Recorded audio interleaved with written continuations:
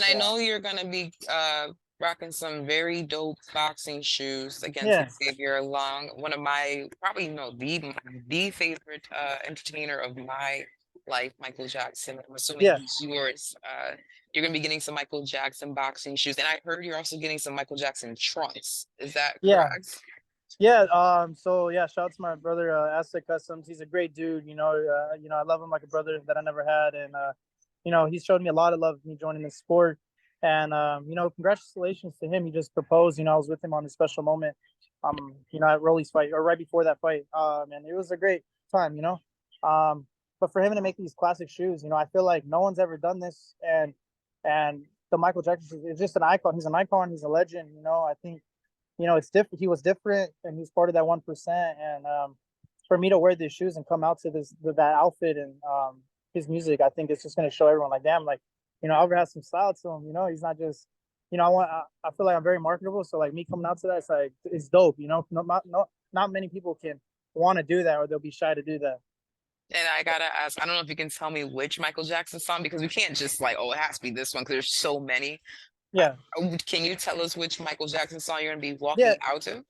no, for sure, yeah. So we're gonna do Thriller. So the shorts are all red with the black V on it, and then the shoes, we wanted to make it a loafer, all black with the white sock that it looks very similar to. And is he your favorite artist of all time? Yeah, I would say, I think he's a legend, despite what people say about him, people can look at him this way and people can look at him that way, and I feel like that could be with anyone in the spotlight. But I know, if you have a good heart, good things happen, and, not everyone's going to like you. And I realize that, and I experienced that with myself. So what matters is, the real people around you, your family, the genuine love you get. That's what matters. Amen. And I don't mean to put you on the spot, but No, I know go you ahead. said Thriller is your favorite Michael Jackson song, but you got to give me your top three. I know it's hard. Yeah, yeah. Well, I really like Thriller, but one of my favorite ones that I'll probably play, like I play every day actually in the gym, and I love it, is Rock My World when he had Chris Tucker in it. I love that one. They're all joking. They see a pretty Mhm. girl, like, hey, you paying for the food? Nah, you never want to pay. How my career started, well, first of all, I mean, I have a big following. A lot of people know or haven't known. I took Kylie Jenner to my prom, and that built a big following. It went viral nationwide, and it was on her TV show, reality show, Life of Kylie. It's on E News, Peacock right now, Hulu. So it was special, But now, transitioning to the boxing world, just got connected with the right people. I felt like I could do it, and then I just changed my life and gave 100% of my time to this sport now for the last year and a half. We're going on the fourth fight. We won the last three. And yeah, I'm working with world champions. Working with former Olympians. I have a great team, and uh, yeah, it's a blessing. It's a dream come true to be in the sport and just to do something that I fell in love with, and just show people that you could do anything you want in this world, and despite what people say about you. And who have you worked with so far, and who do you want to work with in the future? So right now, my first fight was with Tony the Tiger Lopez. He's my uncle. He's a three-time world champion based out of Sacramento. He helped me a lot. We lost a lot of weight. I'm coming down from 205. Now I'm 147. Oh, wow. Yeah. So, having a world champion in the start of my career was a blessing. He did a lot. He fought Julio Cesar Chavez. It was great, but now transitioning, after one fight, I moved to Las Vegas. I got with Joe Casamayor, four-time world champion, from Cuba. And, it was very cool and great, having him. I got close to Rolly. Rolly's a good dude. I look up to him. He just won his belt too. And, it was a great camp in Las Vegas, just meeting great people, great fighters, and having Joe Casamayor as my trainer. And from there, me and Joel have been together for two fights now. We've won both, one in Atlantic City, one in LA 3 months ago. And he's a great dude. I love him. He's a good heart.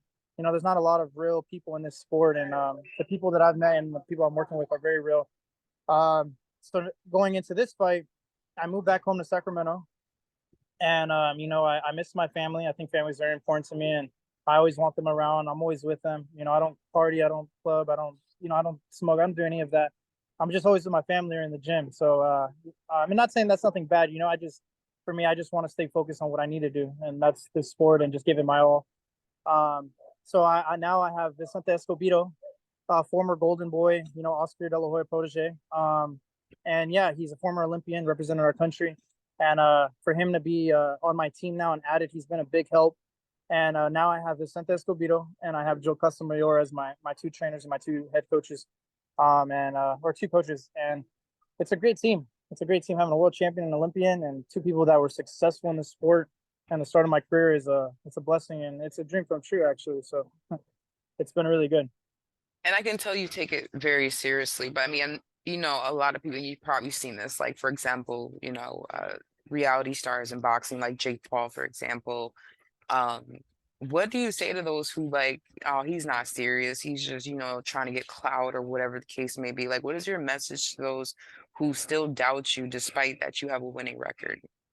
I think people just still doubt me because I didn't go the traditional route. I think, but then again, a lot of people haven't liked me either just because the Kylie Jenner stuff. They think like everything's been handed to me and everything, and it's not. I was a bully teenager. I was bullied all my life.